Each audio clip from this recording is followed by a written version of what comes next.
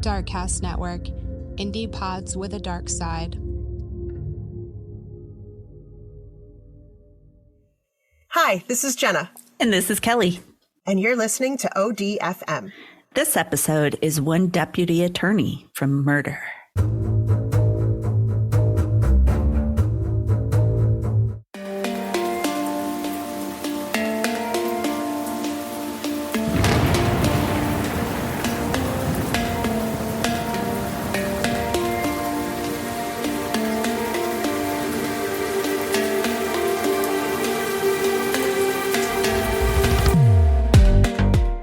They're supposed to put the bad guys in jail, so... Yeah, you're not supposed to be the bad guy. Yeah.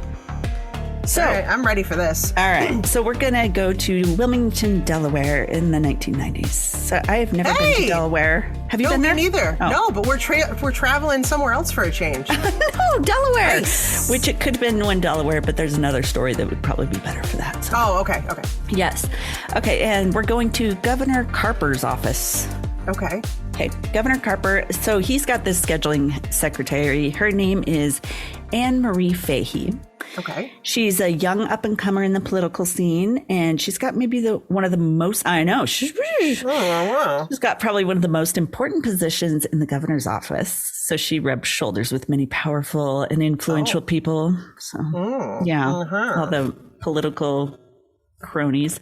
She's excellent at her job, partly due to her vivacious and charismatic personality. Oh, okay. Yes, I guess you kind of have to be to get right. people to talk to you. She's one of those extroverts. We don't know. I don't know what that's like. Nope, not my thing. So on the outside, she projects like total positivity and happiness, but on the inside, she is troubled, like we all are. Oh. We're good at hiding that shit. Oh, yeah. So she's only 30 years old at this point, but she's already been through a lot of tragedy. Her mother had died young, leaving a large family of Irish Catholic kids and a husband behind. Anne Marie's father's like not taking it well, so he turns to alcohol to cope. Yep. Okay. That sounds about right. Yeah. Yeah. Irish Catholic. So for the most part, he wasn't a father figure to her or her older siblings. So she's the youngest of all these kids. Anne Marie's the youngest of 4 brothers and 2 girls. And she made her siblings promise after her mom died to care for her because she knew her dad wouldn't. I know. Oh my God. Please don't forget to change my diaper. I know. I don't know how old she was, but she was young enough that she was like, please take care of me. And fortunately, someone feed me, please. Yeah. Isn't that awful? Like, I just know dad's not going to do it because he's off on his drunk ass. So right. Fortunately, all the siblings loved each other and were really close, and they worked together to keep her safe and on a good trajectory. Anne Marie is very organized and on top of things, both at work and her home life. Because she had no one else to do it for her. Right. She's like, I'm taking care of shit. And she's always on time, never breaks a scheduled appointment. Wow. Yeah. I mean, this girl is driven. So this is why the job of scheduling secretary suits her to a T. Okay. Anne Marie's family, the Faheys, had planned a family dinner for a Sunday evening in 1996, but Anne Marie didn't show up. We've heard about these things before. Oh, and this was not typical Anne Marie behavior. Oh, no, she never broke a date. And it was like, she didn't even break a date, didn't even call to say, hey, I can't make it. She just would not break a date. She lived by her date. Okay. Yeah. So, and then hardcore, man. I mean, she is hardcore planner. I had this planned. I'm sticking to it. And then after that dinner, she was supposed to meet with her boyfriend, but didn't show up. They were planning a drink date. So her sister, Catherine, is that her name? I think so. Catherine and her boyfriend, Michael, they decide to go look for her. They go to her apartment. Mm-hmm. They go in. They must have had a key. They notice her bed's unmade and clothing scattered around the floor, which when I say Anne Marie's known for being organized, I mean that you should imagine her like Martha Stewart, like on par with that type. You can't imagine one thing out of place. All right. So like she wouldn't even leave her house if one thing was out of place. Yeah. Somebody would come here and they'd be like, there could have been a break-in or this could have just been a Tuesday. We don't know. That's mine. It's so bad. I need to work on it so much. Right. But the thought of it is like, I'm not helping the police out at all at this point. And I'm like, life is short. Do I really want to spend half of it cleaning? No. No, I really don't. I really don't want to. No. So her sister and boyfriend, they also discovered 12 unanswered messages on her answering machine that date back to Thursday. Oh. Before this Sunday in question. Yeah. But that's quite a lot of messages. I was like, wow, I don't think I knew 12 people back in my 30s. That's that's like a... Yeah, that's a lot of messages. Popular. People are looking for her. I know. So they also saw groceries that are spoiling on the counter, and this was weird, an expensive pantsuit in a gift box on her bed that lay open but untouched. So that the pantsuit, I think of Hillary Clinton. The gift of a pantsuit.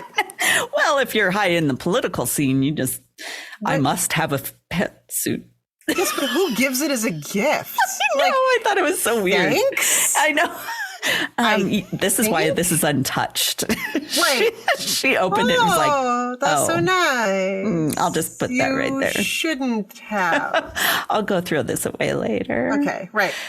And they also find her purse with her ID and wallet. Yikes. Never good to find the purse. Never good.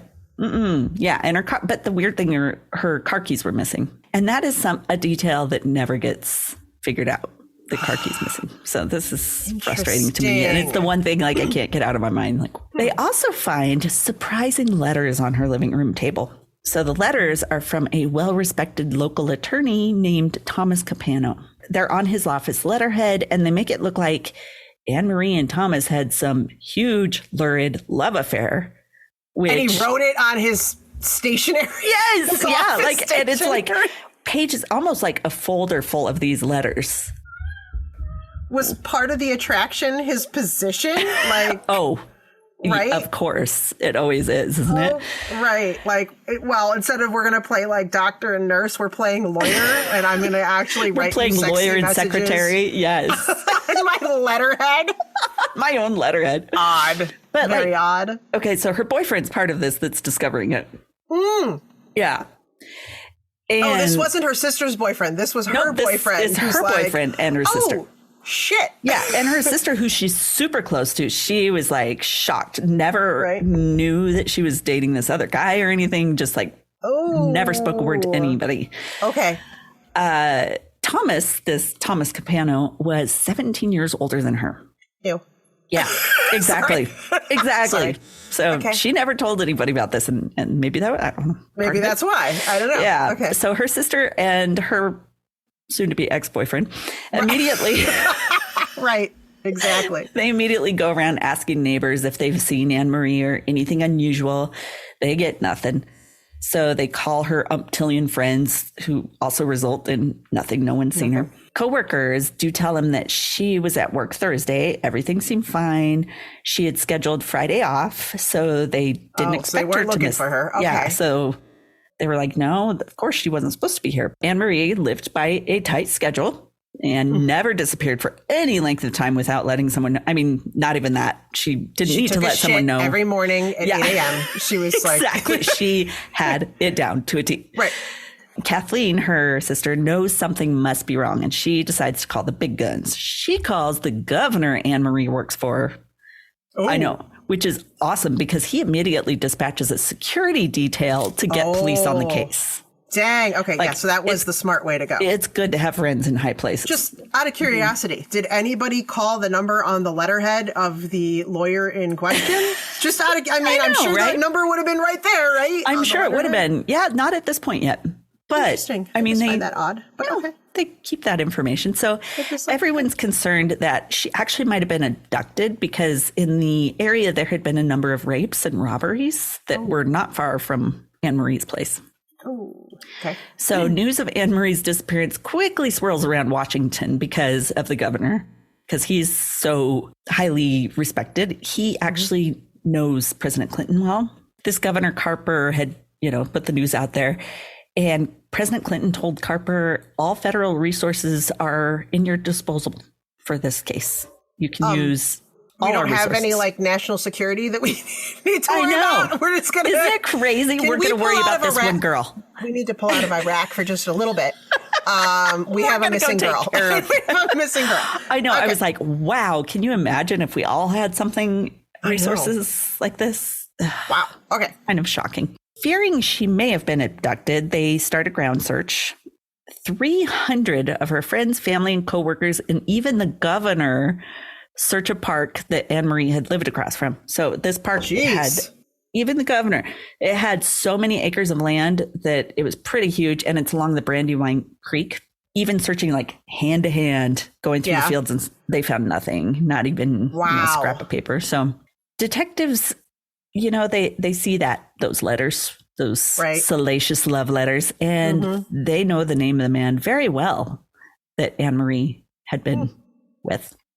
So Thomas, he's known as a powerful and connected man who at one time had been head legal counsel for the governor's office. And he's also tight with Wilmington police chiefs. Oh. Yeah.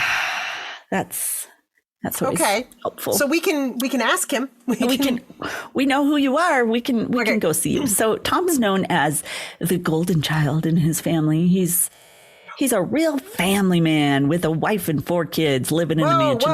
Whoa. Okay. Yep. Super family guy. That's how he's known. Okay. This is how he's known.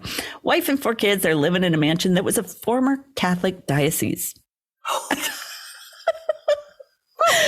Yeah. I mean, these guys don't pull any punches with their wealth. So he's the oldest of 4 sons to his parents. And though he's living this charmed life, wealth, privilege, his brothers weren't quite as squeaky clean.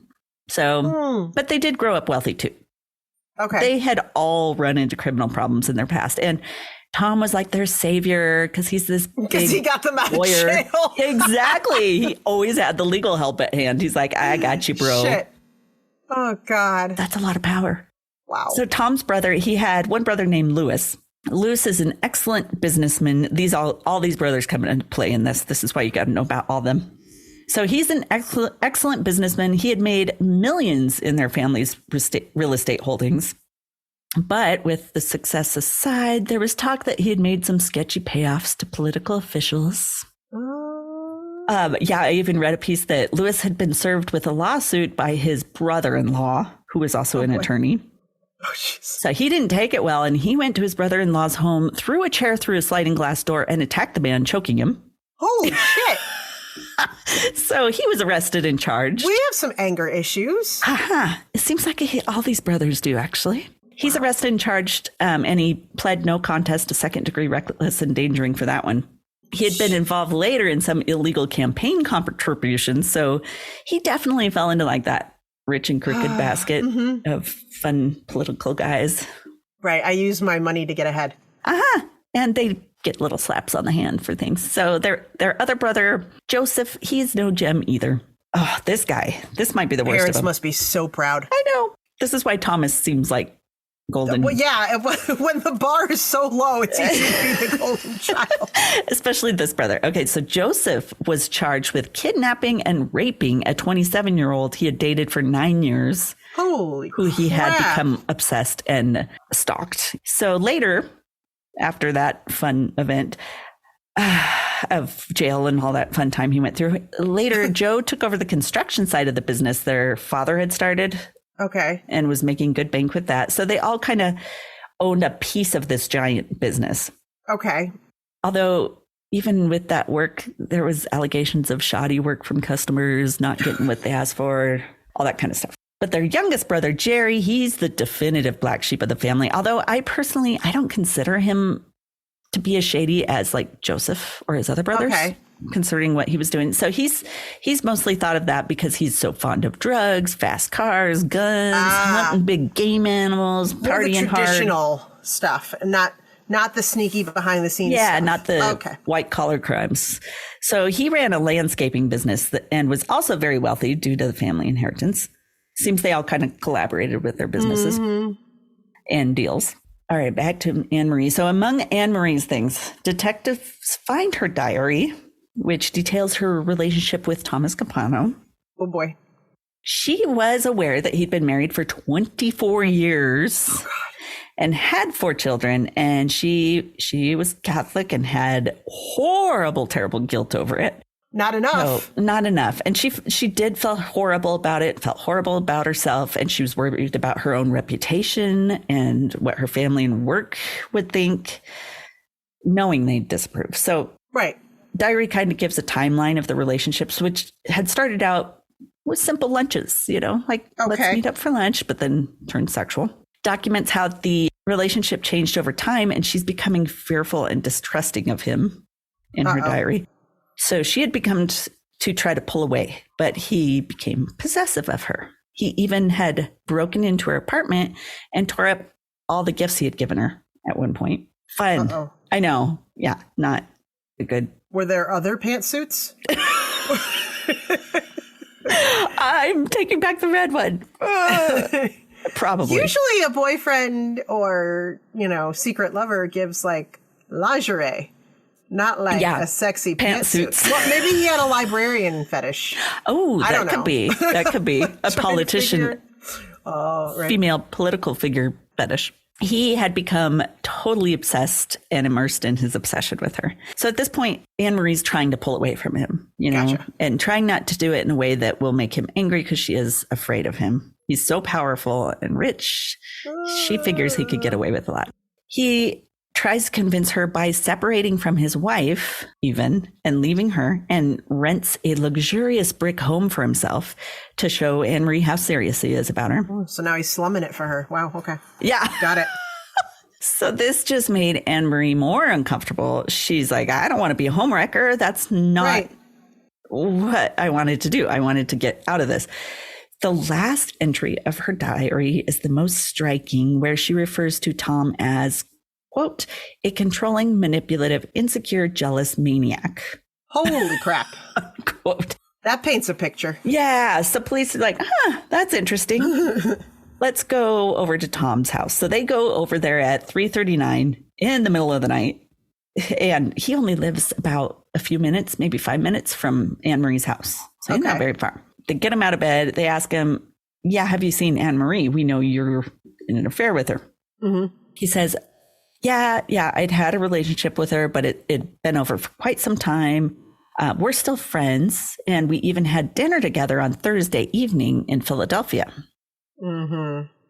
After dinner, he says he brought her back to his place to give her some groceries that she had wanted. I was like, what? Groceries? What? This guy gives the weirdest gifts. I'm weirdest. Sorry. Here's some tomatoes. Groceries? This is. Why? I was like, maybe he didn't want them. Maybe it was stuff he didn't like. I don't know. Here, take these. This is very weird. They had a 2-for-1 sale on chicken legs, and so I thought you might want the other package. I don't know. This is odd. This is so odd. I know. So he's like, I gave her the groceries along with a gift, and I'm assuming that gift is probably that sexy pantsuit we've been talking about. I mean, I guess if you want to give somebody a gift that says, I am no longer sexually attracted to you, a pantsuit might be the way to go. Maybe that's it. Yes, our relationship really is just on a friends-only basis. Here is a pantsuit. Yeah, good point. That's probably what it was. So he then told him, I haven't seen her since then. And he was just shocked to hear that she was missing. Just what? And upset, or just like, I don't know how upset he seemed, but yeah, right. Because I mean, I don't know. Even if I had someone I had broken up with and I found out they were missing, I'd be concerned. Oh, absolutely. I mean, depending on the reason we broke up, I might be secretly happy, but I'd be concerned. I'd still be, whew, oh, thank God. Yeah. That means they're out of here. Fucking deserved it. But anyway, what do you need from me? Right. So he suggests in so many words that Anne Marie was moody and suicidal. And since she had that Friday off, she'd probably taken off over the weekend and would show up for work the next day. Without all of her shit? Sure. Right. So police say, can we just have a look around your place right now? Mm-hmm. But Tom's like, oh, no, it's not a good time. My kids are here for the weekend and it's the middle of the night and they're asleep in their rooms. Yeah, we have a missing person right now. Right. So. No, so they're like, okay, well, they can't push it. They don't have a warrant. So just before her disappearance, Anne Marie had begun seeing her boyfriend, Michael Scanlon. And if that name sounds familiar, it's with good reason. And I'll give his story in a mini-sode for the Patreon members so you can hear about him. Yeah. Because when I saw that name, I was like, Scanlon, how have I heard that? Yeah. There's definitely a story with him. Oh boy. Okay. When she was dating Michael, she's super excited about him. She had considered it over with Thomas for a long time. And okay, so she wasn't cheating on her boyfriend with Thomas. Right. It had been that over. That wasn't after. Okay. But Tom was still stalking her constantly, sending her all those letters. So and Michael didn't know that her ex-boyfriend was. Nope. He had no idea. Okay. When she's dating Michael, she's super excited about him. She tells friends he's caring and stable, unlike Tom. Emphasis on the stable. Stable. And she even told people that she thought he might be the one that she would want to marry.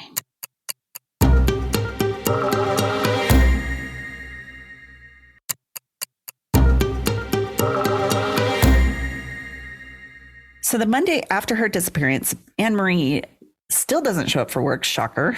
So I'm you're not wrong, surprised Tom. at all, right? No. So they decide to check her financial accounts, and there's no activity after that Thursday, June 28th. So it'd be hard to assume she'd taken off for a weekend. Dead people don't shop. Exactly. Plus, she had all those new groceries. So what she did. So why did she need to go shop? Plus, like, she didn't have any of her cards or wallet. So then they go to the restaurant Tom had told them he'd taken Anne Marie to that Thursday night. And workers recognize the photo of Anne Marie. Police show them. And one waitress says, oh, yeah, I served her and Tom. She said the tension was so bad, she hadn't even wanted to approach the table because the couple was so tense and silent, and the vibes coming off were just awful. Yeah. So you're just like, well, they're not going to tip me. This is not a...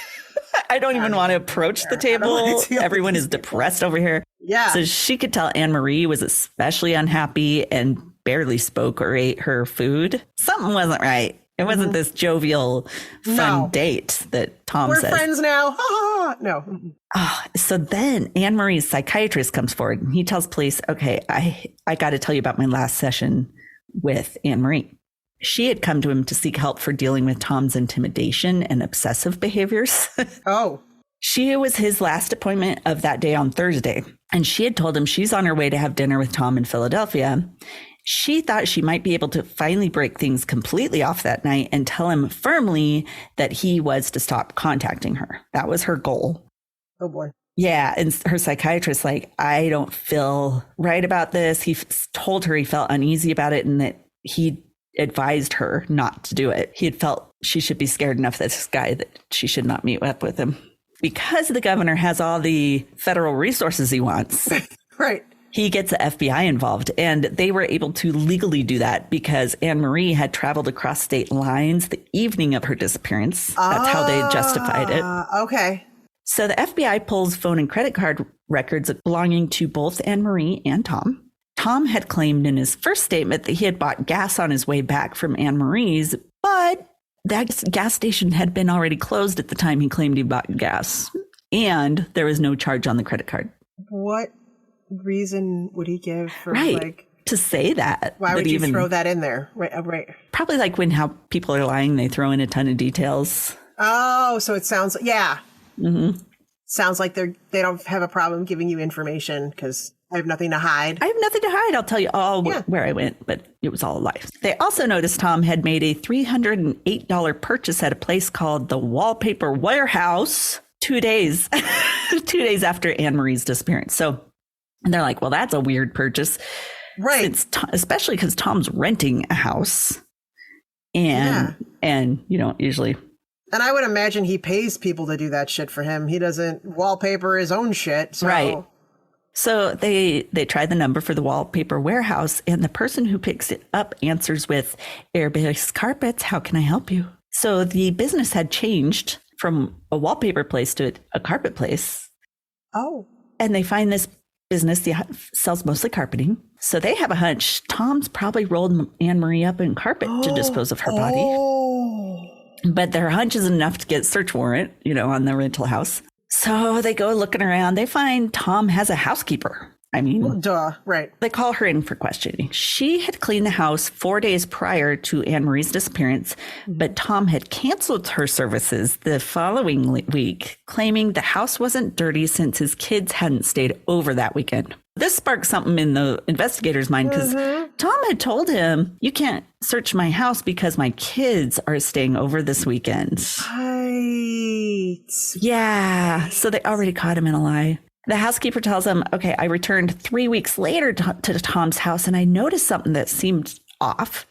The love seat and carpet from the living room had been replaced with a new carpet and 2 new chairs. Oh, someone's been doing some redecorating. Yeah, redecorating. And he did it by himself, which, like you said, he wouldn't have done. Right. But this information is enough for a search warrant since he told them he'd brought Anne Marie to his house that night. And now carpet and love seat are missing. So they concentrate their search in the living room for obvious reasons. They don't find any big stains. They don't find much at all, but they do notice 3 tiny specks of blood along the wall. So they're like, okay, this is because he got rid of it all. They're not going to find anything. I know. I was thinking at least maybe it would soak through carpet, as it sometimes does. But I guess if to the the body's floor not below or something. I don't know. But if the body's not laying there long enough, or maybe if it's on a couch, it doesn't leak through. Very absorbative. Yeah. Clothes. Yeah. Absorbent. Whatever. There you go. What I'm trying to say. They find those tiny 3 spots of blood. This is the 90s. 96, I think. So they take little swabs of the spots and send them in for testing. Examiners do find it's human blood, but now they need to compare Anne Marie's DNA. This shows how meticulously clean Anne Marie was. They couldn't find anything in her place they believed would provide them a viable sample of her DNA in her apartment. She cleaned her freaking hairbrushes? I think so. But I'm also thinking maybe since it's the 90s that they didn't have the technology we do now. So, you'd have to have they the needed something bigger, right? Of the hair or things like that. She didn't have they couldn't use a toothbrush at that time either? Wow. I know. Come on. Are you telling me this woman never shed? I have hair everywhere. That's me. I even just bought a carpet rake. Have you heard of that shit? I've been trying to rake that shit out of my carpet because my God. All the animals. Yeah, no. She's meticulous. So as an alternative. She has willed her hair not to fall out of her head. I will not leave DNA of any sort anywhere. Shit. I know. That is like shocking to me how it stresses me out because I think I would be so afraid to step foot into her place. Oh, right. Exactly. Dirty it with a footprint Make a or something. mess, right? Like, I don't want to sit down. I know. I don't know if my pants are clean enough. I know. So the only other way they could get blood samples is from one of her parents to compare to her. But unfortunately, both her parents were deceased at this point. Even the alcoholic dad had died. However, her brothers and sisters her brothers and sisters are on this game. I mean, they were on it. So they tell her, they have her date book and it says she had given blood the month before she disappeared. I know. See, so it's a good thing she was so on top of all these appointments and writing everything down. Agents, they go to the blood bank to collect the sample, but they're told it's already been turned into plasma and shipped out to Europe. Shit. I was going to say, wait, we ship blood to Europe? I guess. Isn't that weird? It must. I don't know if there was, maybe it was during maybe something was going on. Yeah, I don't know. Okay, that's interesting. I thought so too. That it's part like, threw me. Me too. I was shocked about that. But once the blood is turned into plasma, the DNA-rich blood cells are stripped away. So the chances of it working when they do get that sample is slim. But they tell them, okay, well, try to get it returned anyway. Yeah. See what you can do. So their case against Tom right now is super weak. They know they don't have enough to arrest him. There's no body. There's no weapon. There's barely any evidence. So then they get a call from a project manager who works for Tom's brother, Lewis, at one of the construction sites. All right. So this worker agrees to meet them in a secure location because he does not want the Capano family to find out he's talking to authorities, fearing for his life. Right. Oh, construction site. Oh, shit. I know. This family. So he tells him that the day after Anne Marie went missing, Lewis had called him, telling him, pull the dumpsters right away from the job site, have them emptied. He thought this was super strange because super expensive to dump these large construction grade dumpsters. And they weren't even half full. So he was like, this is odd. The only time it's ever done is at the end of the job or if it's brimming full. So he does it. Then, so they get all that information from him and they go get a search warrant for the dumpster records, which I was like, you could get specific warrants for specific things, but I guess so. Okay. So they get the dumpster records from the Capanos company and they trace it to a hauling company and the dump site it's taken to. I mean, they have put so much effort into this thing that they would not do for most people. Right. So they go digging for 4 long, hot days in August at the dump. God. Yeah, they don't find anything they're looking for. Geez. Nothing. So when they question Lewis about it, he denies ever giving that order to the worker or having those dumpsters emptied early. So this guy just one day woke up and was like, you know what? We should dump the I just really want to dump these dumpsters. At this point, Anne Marie's been missing for 8 weeks. And it feels to the police that Tom has gotten away with murder because they're pretty sure Tom has something to do with it. Yeah, they can't. But then they get the call from the blood bank. And they were able to retrieve that plasma sample. So the technician's like, the chances of me getting anything from this guy is really slim. Don't bank on it. But he was able to find residual red blood cells in there, which still had the DNA. Holy cow. And it was a match to Tom's house. So it's another step closer to charge him, but just a few drops of blood's not enough to say, hey, he murdered someone. Right. She could have had an accident one of the many times she was there. Hit her head on the wall. Caused her to bleed. Right. Yep. I mean. So they go to scour Tom's phone records. These guys do. I'm kind of like, wow. Would they do this for any other? I don't know, but I'm really impressed with this police work. They are really pushing it. It's awesome. So plus the family was very, very involved with with pushing things and the governor. So they test or find Tom's phone records and they notice one number keeps popping up. So they chase that lead down and it leads to a woman named Debbie McIntyre. They're shocked when they find out Debbie is another mistress of Tom's that he's been side chicking for 12 years. So he had 3. Oh, my God. He was cheating on his mistress with another mistress. With another mistress. Dude, when did this guy have the time? I hope he also had a scheduling assistant because how do you keep all this shit straight? Seriously. And I think I read that he had several other mistresses or found information they possibly I'm did. Exhausted listening to all this. So tiring. He has so much going on.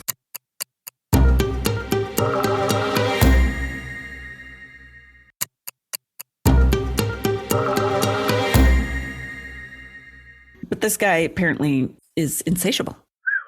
Yeah. So they see Tom had placed a call to Debbie the morning after Anne Marie's disappearance from Stone Harbor, New Jersey.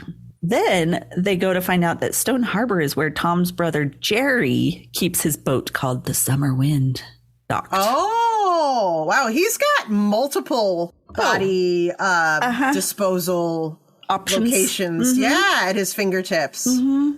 Jerry was that black sheep of the family kid. Right. He does less the white collar stuff and more the down and dirty. Yeah, the down and dirty stuff. So strangely, Jerry had sold the boat right after Anne Marie went missing. Well, that's an odd coincidence, isn't it? Yeah. However, didn't faze police. They find it. They find the new owner. He allows them to examine the boat. But once again, there's nothing, no evidence. This guy had it cleaned up when he bought it. Damn. One thing that did stand out to them, though, was that new owner said that Jerry had sold him the boat without an anchor. What? I know. Like, what? How do you? Yeah. So that was really strange. The team's like, okay, well, let's focus more on Jerry. Let's find out what Jerry's doing. How did he even hand it over to him? Like, I don't know. I know. You're missing a very important piece of this boat. I guess he just had it tied to the dock. Right. And you just handed it over to him like with the rope. Good luck. Here, hold this. Yeah. Don't let go. There's no way to get it back. Atlantic's right there. So they decide to focus on Jerry and they put together an undercover operation to gather incriminating evidence about him, assuming that he'd probably had something to do with disposing the body. And they knew that if they were able to find enough evidence to charge him with conspiring, they could pressure him to turn on Tom. Oh, yeah. The stuff they did, it's like a movie in this one. It really is. I know. It's amazing. So for 11 months, they followed Jerry everywhere. And they note he visits a lot of bars and nightclubs and uses a lot of illegal drugs. And they also find out he collects firearms. A known drug user having a firearm is a federal crime, which I didn't realize until this case. Oh. Yeah. They take Jerry in on October 9th of 1997. Hey, that's my birthday. Good for them. I know. Good I job. saw that on there. I was like, oh, October 9th. Yay. Good for them. What a good day. What a good day. It's a good day to arrest somebody. Okay. Isn't Not it me. though? Not me. I mean, bad guys. You're right. You're not a bad guy. Right, no. So they raid his house. They find a small arsenal of guns in his bedroom closet of his 3-year-old son. I'm sorry, what? He collects his guns in his son's room? Yeah. Toddler's room. Mm-hmm. Oh, I really dislike him now. Yeah. He's pretty bad. So in the laundry room, they find cocaine and marijuana in his clothing pockets. Oh, good. Where a toddler can get it. Excellent. I know. He's just a great dad right now. So they have enough to charge him with felony firearms violations because they find the drugs and the guns in the same place. And they also find the option of charging him with child endangerment because of his toddler's room being used for gun storage. He had the best closet. What's your reasoning? Why would you put it there? And he was has less wealthy. clothing. He would have less clothing. So we put it in the... So stupid. And I don't know. If he had a lot of money, he could have had a bunch of safes, but I don't think he was too into safety. So they told him, you know what, we'll offer you immunity if you testify against your brother. And Jerry's thinking, I have a pretty good life. I have money. I have a wife. I have kids. And giving all that up to save his brother, it's pretty hard to ask. So he's like, yeah, I kind of want to talk to the FBI. So, Yay. So Jerry told him that starting months before Anne Marie's disappearance, Tom had come to him with a problem. And mind you, it's always the other way around. Tom is always getting Jerry. Tom and Jerry. That just got in my mind. Tom. Right. I just realized that. Tom is always getting Jerry out of the pickles he's in. But this time, Tom's asking for Jerry's help. And so Jerry feels like he can't say no. Mouse. Yeah. Isn't it? It is a little bit. Yeah, okay. So Tom tells Jerry, you know what? I'm being extorted and I need you to get me cash and a gun.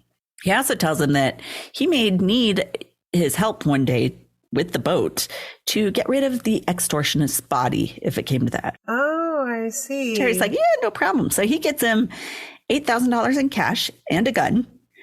I don't know why he makes his brother get the gun and he doesn't. I guess because his brother collects guns. A month later, Tom comes back. He returns the gun to Jerry saying, you know what? The money worked. It was enough to get the extortion off my back and I don't need the gun anymore. Okay. So Jerry didn't hear anything else about it until the early morning of June 29th of 1996. That's the day after Anne Marie's disappearance.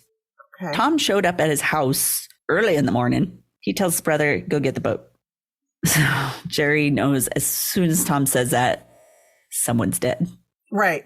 At Tom's hands. So Jerry tells Tom, I don't want any part of it. I'm not helping you. Nope. But Tom's not one to go take no for an answer. Right. And he guilt trips Jerry into helping him. The brothers go to Tom's garage where they load a heavy ass cooler into Tom's truck. Jerry doesn't even attempt to look in the cooler because he's sure it's a body. He knows his brother. I don't want to know. The less I know, the better. Yeah. They also load up a carpet, but Jerry tells Tom, it's not going to sink. We can't throw this in the Atlantic. It's just going to float around like a magic carpet. I don't know if he said that part, but that's how I assume. So they lug this heavy cooler in broad daylight onto the boat and head out for the open ocean, which... What, because they thought they were just going to go out with a bunch of beers all day and fish? Or... You know what? I guess at that place or that pier, it's actually very normal for fishermen to take huge coolers of bait out on their boats. So it looks totally normal. They get out there. They get 60 miles away from shore to an area where there's a lot of shark fishing, apparently, I read. And they throw the cooler into the ocean. But this is the best. But the cooler just floats and bobs around like a little rubber ducky. What? Oh, my God. Coolers don't sink. I was dying. And so Tom's like yelling at Jerry, shoot the cooler, sink it. shoot the cooler? Yeah, so Jerry shoots a slug into the cooler and blood starts seeping out. Oh, shit. Doesn't sink. Blood's just pouring out of it. It's bobbing around. Has a bunch of holes in it now because it kept shooting at it. My God. Didn't work.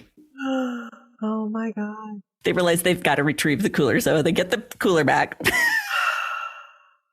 At this point, Jerry's like, I don't want to see what's happening next. He goes to the other side of the boat.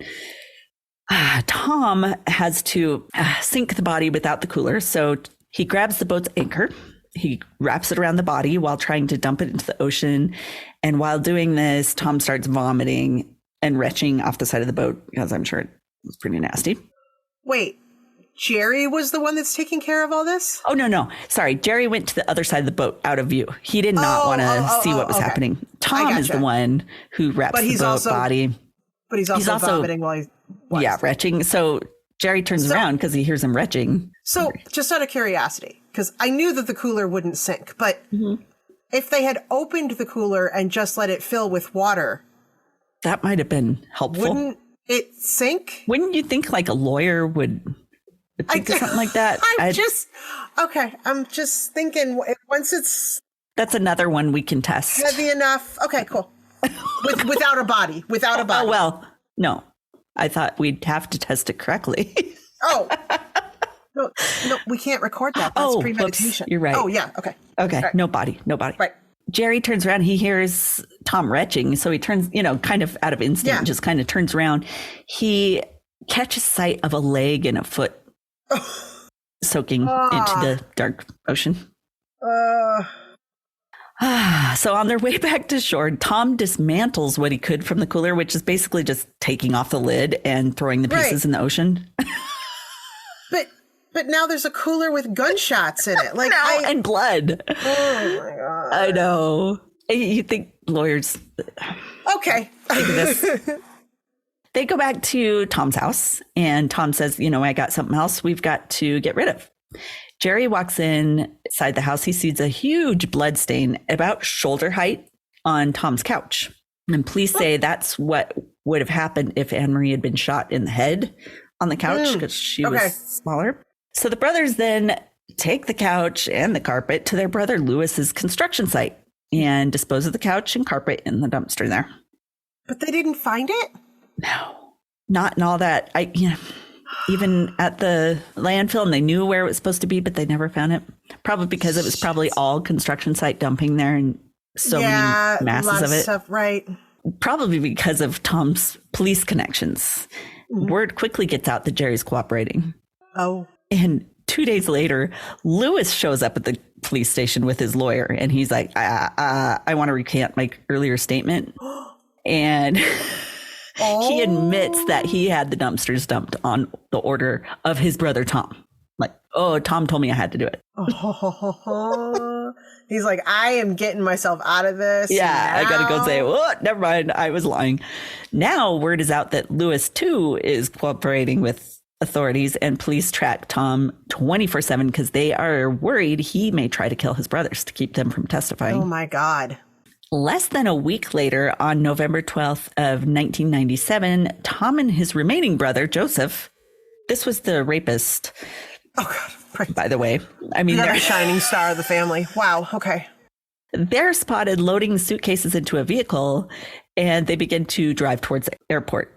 Oh, they're leaving town. Yeah. The agents are panicking. They ask for an emergency approval to stop them, knowing that he's probably fleeing the country. Yeah. They're able to arrest him on grounds, Tom anyway, on grounds that he was coercing his brothers to give false testimony. Okay. I'm guessing because of Lewis's first statement, they're able to say, he told you to say that. Right. Yeah, they're like, we need something to keep him here. We got to grab something. Yeah, and it was kind of a panic, like, what do we got that we can get him on?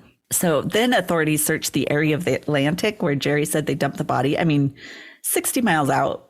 Oh, yeah. They don't find anything. But they know that trying to prosecute a case without a body is super difficult, or a murder weapon. In Delaware, there had only been one previous no body case taken to trial, and it had resulted in an acquittal. So they need more physical evidence. The only one they still have is the blood drops.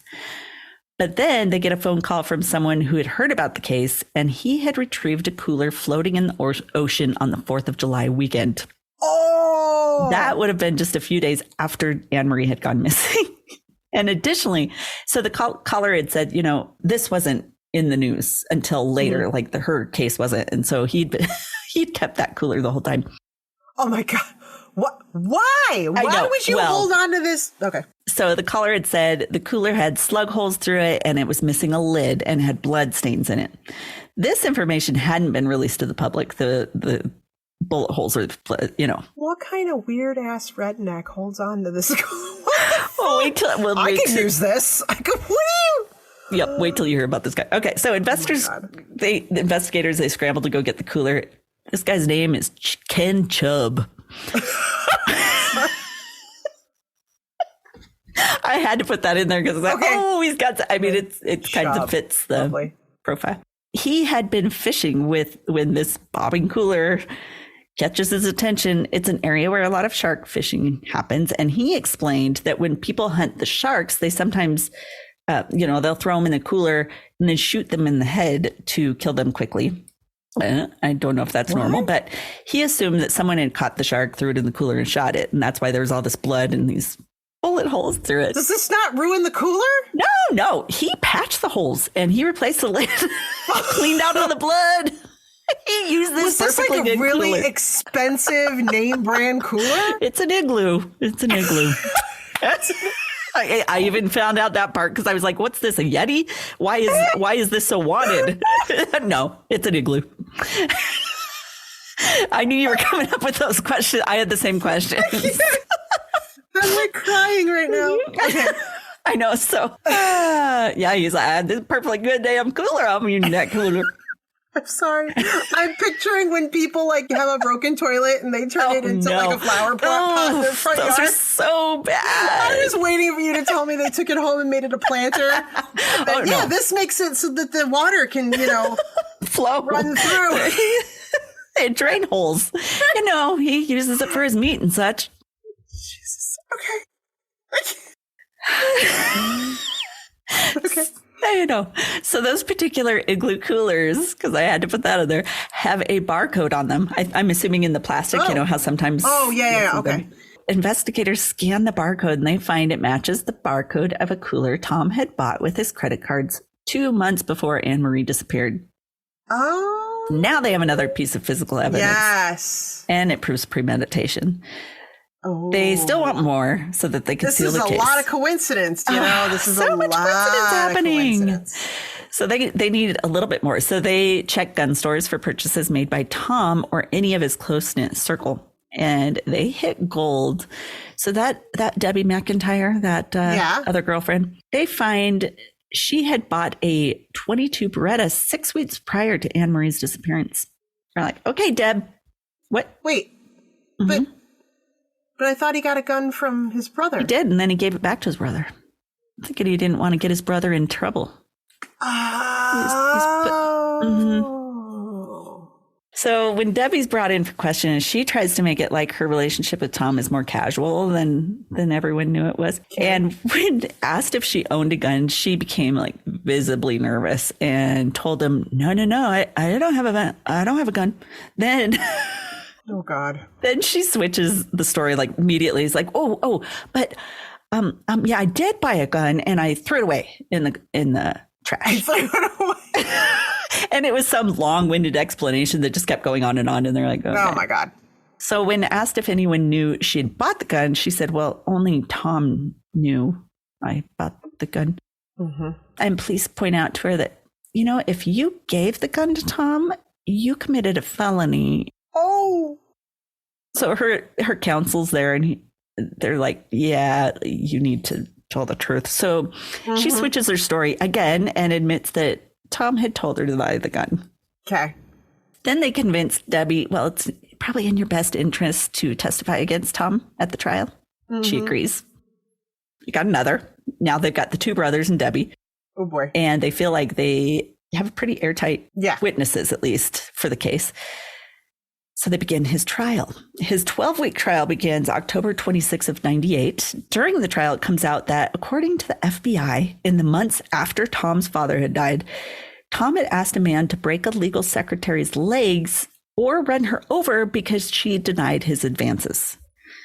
Oh, damn. He does not take rejection well. No, he is bent. Holy. I wonder how many people he had killed, honestly. But the man he tried to hire was an FBI informant who he quoted Tom as having said that Wilmington was his town and no woman was going to turn him down. She did. Yeah, she did. She doesn't want Sorry. you. Fortunately, the woman was never hurt, but the informant had made harassing phone calls to her after Tom had ordered him to.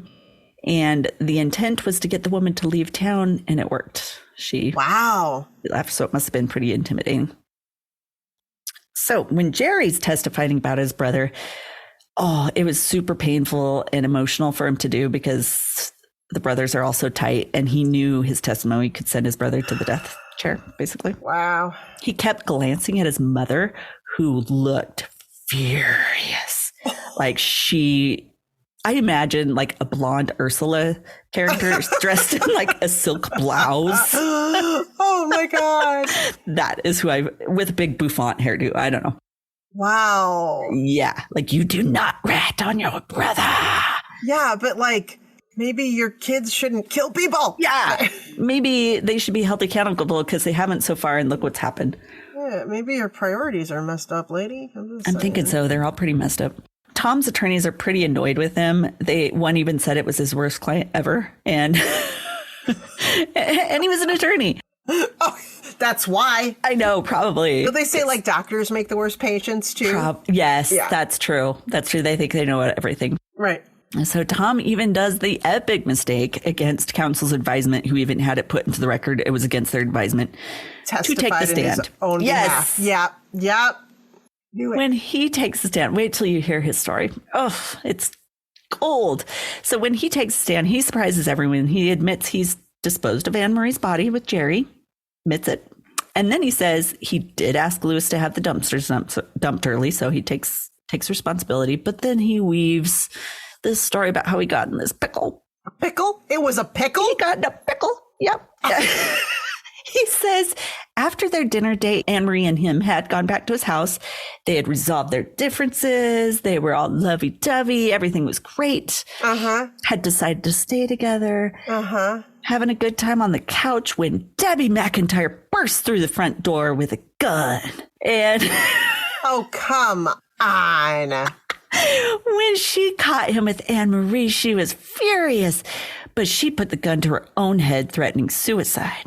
So Tom says he jumped up. He began struggling with Debbie over the gun, trying to get away from her. And during their struggle, the gun goes off and hits Anne Marie square in the head. Oh, I don't know if she's just sitting there. She's just like, just sitting on the couch, watching the show. Well, because if I were Debbie, I'd be like, oh no, he's not going to put this on me. And then she's going to go, oh, he found out a way to not make him or me guilty. Wow. Yeah. Yeah. Wow. And what's Anne Marie just like during the whole just politely sitting on the couch with her hands folded. So I would have thought she'd jump up or something, but no, right. He says he didn't call for help at that point because he wants to protect Debbie now. And now that she's a murderer, you know. What? So that's when he grabs what becomes a coffin and puts Anne Marie in it. He leaves out that he would have had to break many of Anne Marie's bones to get her to fit into it. Right. Oh, God. And Debbie testifies that later after that testimony, she's like, I was nowhere near Anne Marie's house. You can check where my cell phones, all that kind of stuff. And right. He's just trying to throw her under the bus. So during... what a dick. I think he had all this part planned out, and that's why he had Debbie give him the gun. He's trying to. So just in case he had someone else to pin it on. Yep. Piece of shit. So during cross, the attorney for the cross pointed out that Tom had himself prosecuted a similar case in 1976 when he served as the assistant attorney general for Delaware. In that case, the killer had dumped his victim into a creek near Delaware City. And Tom had been quoted as saying the killer would have gotten away with it if he had dumped the body into the Atlantic instead.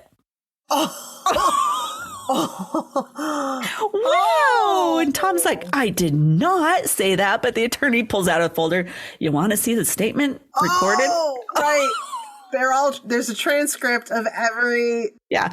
Oh, my God. So on January 17th of 1999, Thomas Capano is sentenced to death by gas chamber. Oh, dang. It's the first time in Delaware history that anyone had been found guilty of a capital crime without a weapon or a body. Wow. His death sentence later is overturned and commuted to life. Well. But probably a worse sentence. He does die in prison, though, at the age of 61 from a heart attack. Well, good. So freaking insane. What a dick. What a dick. I can't believe he actually got prosecuted because he was so powerful. I'm wondering if he had done it a lot of times before. It seemed like, he tried to break people's legs and do other kinds of stuff. What other kind of shit? Anyway. Interesting. Yeah. What other laws did you break with your power, right? I know. Wow. It just makes me not trust any. I keep thinking, okay, so he got rid of the body because he ended up taking the anchor and wrapping it around her and sinking her body. Yeah. Now, had he just opened the cooler and put the anchor in the cooler and let it fill up, would have been so much easier. Couldn't they have just gotten rid of everything all at once? I bet you're right. They needed you on the boat, Jen. Instead of wrapping her. I just kept thinking, why didn't he just take the anchor, fill the cooler with water, and then sink it with the... with the anchor. They just needed someone smart on board. Right? Like, please. Please. Amateurs. Mm-hmm. So, did you want to hear my sources? Absolutely. Okay, so there was a couple good shows. One was the FBI Files, Season 3, Episode 2, Deadly Obsession. The titles are so terrible. This one had a better title because, remember, the boat was called the Summer Wind. Vanity Fair Confidential, The Secret of the Summer Wind. Also, WashingtonPost.com, TimberFarmsCivic.org, and DelawareOnline.com. Interesting. I couldn't find much. The brothers are still all working at the Capano family stuff. So okay, so the rest of the family's still out there functioning. Yeah. And Mama Capano's still probably pissed. She is not the type of lady you want to piss off, it seems. She wanted her sons to have the relationship that Anne Marie had with her siblings. You're absolutely right. Mm-hmm. The jealousy, except all of hers were crooked, and I shouldn't assume so much, but I'm thinking maybe they were raised that way, but I don't know. I guess it really did sully their dad's reputation, who was known as a very giving, kind-hearted, good man who got his wealth from the ground up, had created everything from the ground up. And then they raised 4 spoiled brats. Ruined his whole reputation and everything. So it's kind of sad. Thanks again for joining us for another wicked episode. Fun-filled episode of crime and debauchery. Yes. Always. All right. We'll see you next week. Bye. Hey, Oddies. Thanks for listening to another episode of ODFM. If you're a longtime listener, hey, we cannot thank you enough for your continued support. And if you're a new listener, thanks for giving us a try. If you like us, please drop us a like, subscribe, or rate us so we can share our stories with more people around the world. And if you'd like more information, like links to our podcast and socials, along with our Patreon fan page, those links are all on Linktree under ODFM Podcast. That's linktr.ee/ODFM Podcast. Side note, you guys, we're obsessed with fan art, and we love making things with it, like stickers for our fans. So if you'd like us to use your designs, send it to us at odfmpodcast@gmail.com. And if we use your design, we'll be sure to send you a sticker.